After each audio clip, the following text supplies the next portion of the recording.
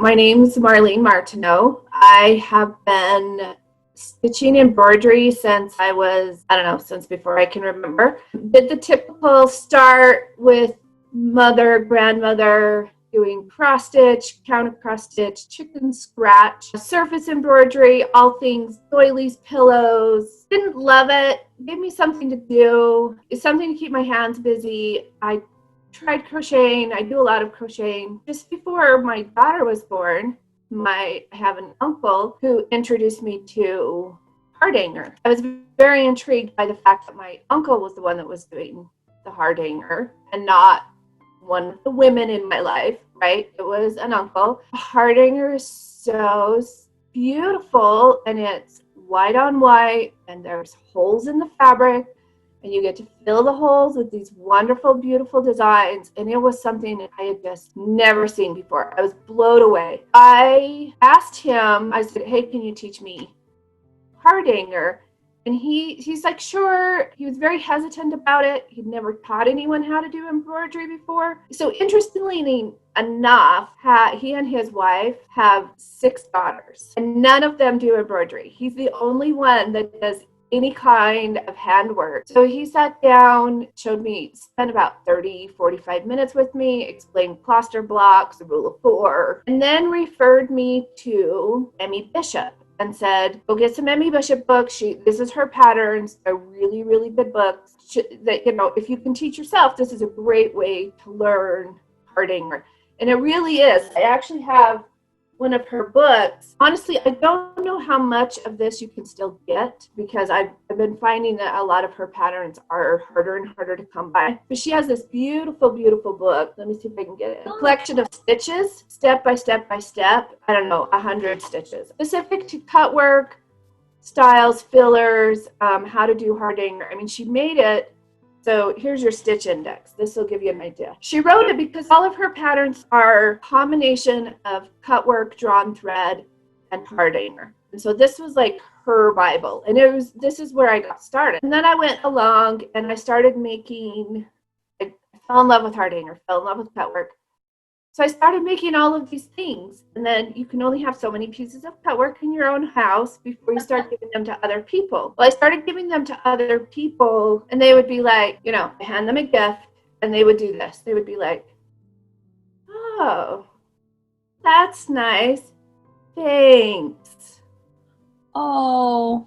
And if you've ever done handwork and lace work and cut work, that's not the response you're hoping for. No, it's not. It's heartbreaking. So I quit. I quit doing embroidery. I quit doing anything a long time. We're talking 15 years. And then I found the SCA. And the wonderful thing about the SCA is that everybody, regardless of what your art or your craft is, somebody in the group also has a craft and also knows what effort goes into making a piece. It doesn't matter. Right. Everybody understands the effort. And so I finally had an outlet. I could make pieces for people who appreciated them. So I could do small pieces, which is perfect because small pieces are a great way to try new techniques. There's a lot of bartering that's possible. So I can do lace work and cut work embroidery. I don't know how to metalsmith. I don't know how to blacksmith. I don't know how to do any of that. But I know people who do.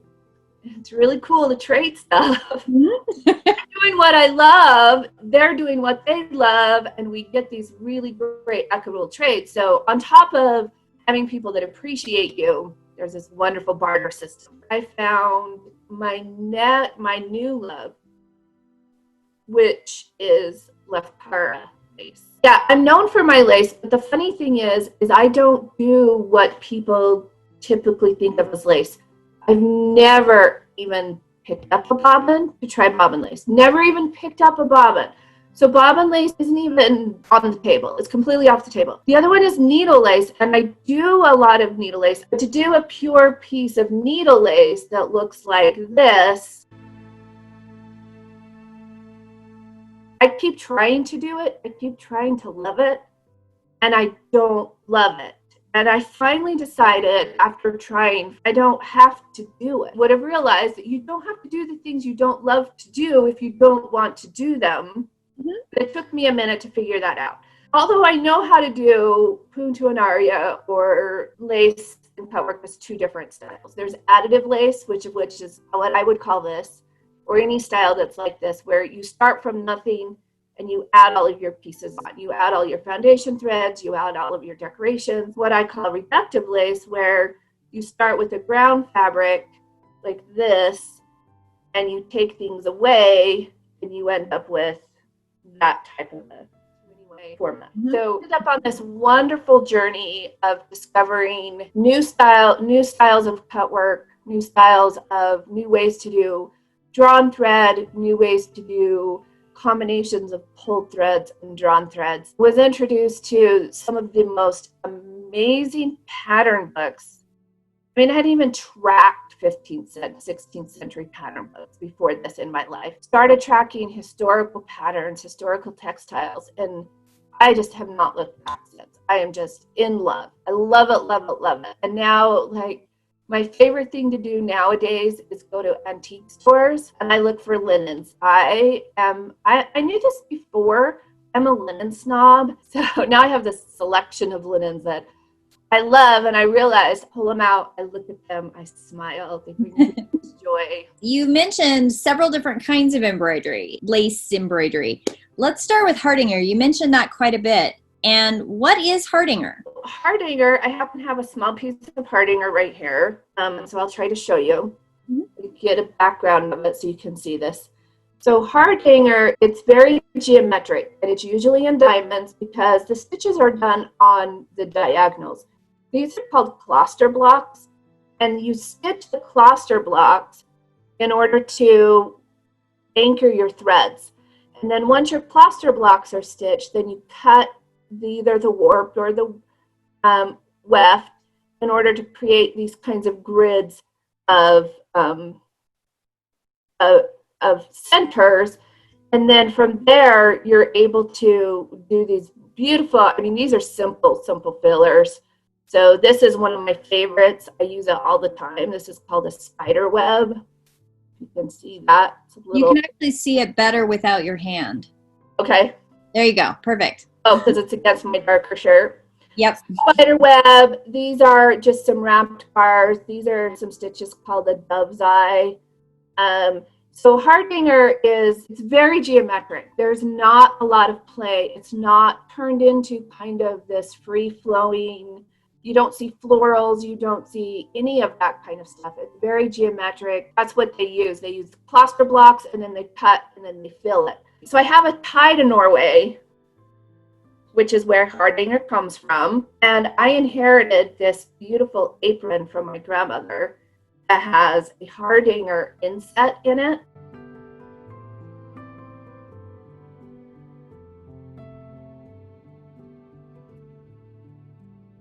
What's interesting about this is you can still, you don't get full diamonds. You can still see that very geometric shape to it and how it looks. And so instead of doing full diamonds, they did like half diamonds in this in the satin stitch centers and things like that. With Hardinger, you don't have to have those full diamonds, even though it's very, very typical to have full diamonds or half diamonds, but it's very geometric. Everything is, you anchor 4 threads, or you anchor 8 threads, or you anchor 12 threads. Everything, they live very much by this rule of 4 is what I call it. All the threads have to be some division of 4 in order to specific, and it's one of the most rigid styles of embroidery I've ever done, just because it has some very specific rules. So that's what Hardinger is. It came out of the Hardinger's Ford in Norway. No one knows for sure when it was, quote unquote, invented. It's because Hardinger's Ford is so remote. It's it's very remote location in Norway. That's where it came from. We have records of it hitting Northern Europe, late 16th century, late 17th century, early 18th century. That's when it really kind of started sweeping through. So, but very, very elaborate, very gorgeous. It's also part of some regions, some of the regional costumes in Norway. They still wear Hardinger aprons, Hardinger cuffs, Hardinger insets on their blouses, on their bananas. You can still find it if you go to Norway, which I haven't done, but it's on my bucket list. You also mentioned Leftkara. So what is that? So Leftkara is a baby sister of Reticella lace. So Reticella is Italian, and there's lots of different styles of way to do a Reticella. You can look it up, tons and tons of extant pieces, historical pieces that you can find. It started as you would get a piece of linen, draw out a grid of threads, and then fill it with these beautiful, elaborate fillers. And then it morphed into, well, we don't need a ground fabric, let's start with our own. This would be the piece that I showed earlier. It's a style of Reticella because it's very grid-like. So a characteristic of Reticella is it's grid-like. So what happened was in late 15th century, the ladies from Venice packed up their work baskets, their pieces of Reticella that they were doing, went to Cyprus on vacation, and pulled out their work baskets and did their embroidery, their lace, while they were on vacation. Well, the ladies in Cyprus said, this is beautiful, it's pretty, we can do this. And so they created their own cottage industry of what became known as Leftkara lace. Now, Leftkara lace, a lot of people mistake it for Hardinger because it looks like this. So it's got your geometric kind of in there. It's got the geometric pieces in here, and so people automatically say, oh, that's Hardinger. Now, the difference between this is they don't come in full diamonds, very rarely. Sometimes the bigger pieces do when they start, filling in all of the centers and not just doing edging. But they actually have names for those, and that geometric, kind of up and down zigzag in the middle, it's actually called a river. So they call it a river, and then they fill in these valleys with different styles. And there's the small cut work sections, there's a version of a four-sided stitch, there's satin motifs, there's all kinds of things that you can see in there. And then the other thing that is specific to Leftkara that you never see on Hardinger is that beautiful, beautiful needle lace edging. So Leftkara pieces always have a needle lace edging, always. So there's 4 characteristics: the river, the satin stitch, the four-sided stitch, which creates their borders. So you can see, and right here along the center, I can't see what I'm doing. So right here, that it creates the border between the design and the rest of the thing. And then all of these, they use that stitch to create the borders between the designs all the time. So, and then the needle lace. And so it's also kind of strict in that you need to have these elements in order for it to be classified as Leftkara. How you get there it's whatever. I did another piece that you can still see the rivers, these beautiful, beautiful corners, a little bit more satin stitch in there, a different type of a center in the rivers. This one is actually a lot smaller. It really limited my freedoms in what I was able to see. So you can see the centers, they were really only big enough to do like one square, not those beautiful big motifs that's on the other piece.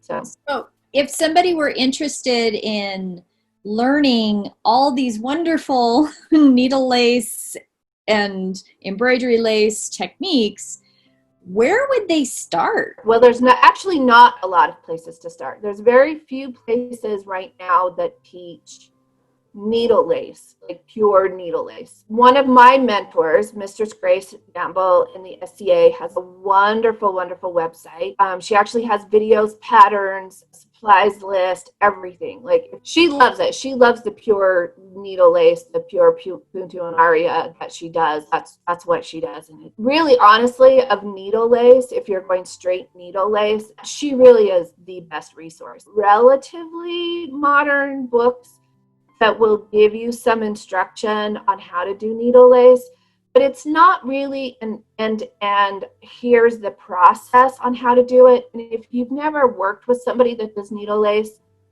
learning the order of operations, learning how to identify the stitches, learning how to pick the right thread for your pattern, those are all things that are not taught in the book. So you kind of have to reach out to somebody to know how to do that. And that's for needle lace. If you're doing some style of cut work, there's lots of modern versions for Hardinger. There's also, in addition to Emmy Bishop's books, there's also an author, Yvette Stanton. She has a great Hardinger book that walks through, these are the plaster blocks, this is how you do a four-sided stitch, this is how you do everything. It's a really good kind of primer for Hardinger. It's very difficult to learn the other things. If you understand Hardinger and you understand the process of how it goes together, and you understand how to anchor your threads with an overcast stitch, how to cut your threads, how to do those different fillers, because Hardinger fillers are actually more elaborate than what you see in Reticella. What makes the Reticella look elaborate is the way they put those stitches together. Right? So their patterns are more complex, but the stitches aren't more complex, just the way that they put their patterns together. So if you have a good foundation in Hardinger, which is really easy to find patterns and books and instruction books modernly, that's a good foundation for some of the earlier needle lace and earlier cutwork designs. When I started doing Leftkara, I looked and looked and looked and looked everywhere. There's videos of people doing it. There's videos of ladies. It's still a cottage industry in Cyprus. Ladies still sit in their doorways and do this. It's actually a protected World Heritage protected handcraft. They still do it. You can still go to Cyprus, ladies just standing there, sitting there with their pillows. It's actually stitched on a pillow, stitching these big, big, huge pieces. How to do it? There's not a lot of information on how to do it. I stumbled across this book that shows me how to do it. It is out of print. It's very difficult to find. And if you do find it, chances are it's going to be a little expensive. It's fantastic in that it really is a step-by-step guide. So, very quickly I can show you. It actually walks you through how to do stuff. This is going to blow your mind. If you've ever done cut work, if you've ever done Hardinger, if you've ever done Reticella, you anchor your threads and then you cut them and then you stitch the centers. With Leftkara, you cut your threads and then you anchor them, then you do your centers. Blow your mind. High levels of anxiety. When you figure out how to do it, it makes such a beautiful edge. I want to go back.